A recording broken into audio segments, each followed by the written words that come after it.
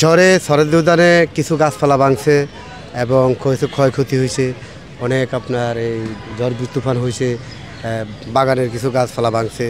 ব্যবসায়ীদের অনেক দোকানদারি করতে পারে নাই। এই ব্যবসার উপরে অনেকে নির্ভর হন, ছেলে মেয়ে লেখাপড়া করায়, সংসারের চাউল ডাল কিনে বাজার করে, কেউ ঘর ভাড়া দিয়ে চলে। মানে এক একজনের এক এক টেনশন আছে, মানে বিভিন্ন টেনশনের ভিতরে থাকে।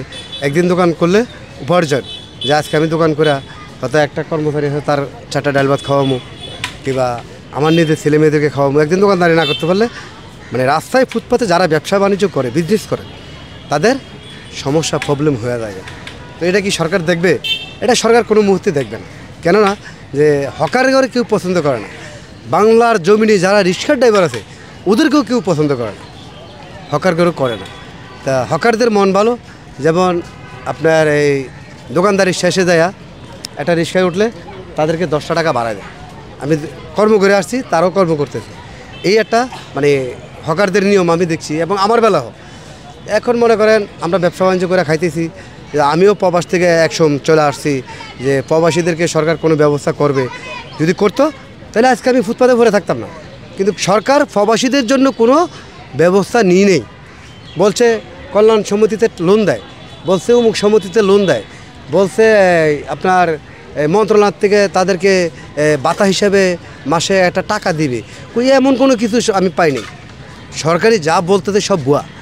আমি স্পটটা আমি শরৎ উদ্যান থেকে বলছি, কারণ আমি কারো পক্ষে না। কারণ যারা প্রবাস থেকে চলে আসে তাদেরকে সরকার একটা কিছু করার দরকার। কারণ এখন সরকার কোনো কিছু নেয় নেই।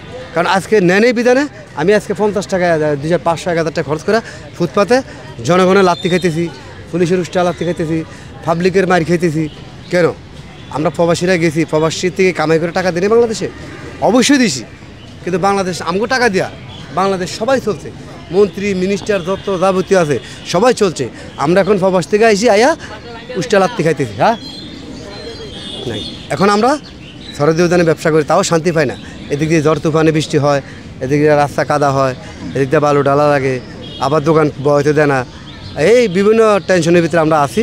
তো যাক, দোয়া করি সরকার যদি সামনের দিকে আমাদেরকে ফুটপাতে দোকানদারি করার জন্য কোনো সাইট নিয়ে একটা ব্যবস্থা করে দেয়, তো এটা আমি শুভকল্পনা প্রধানমন্ত্রীর কাছে আমি আবেদন করে রাখলাম। ঝড় বৃষ্টি হলে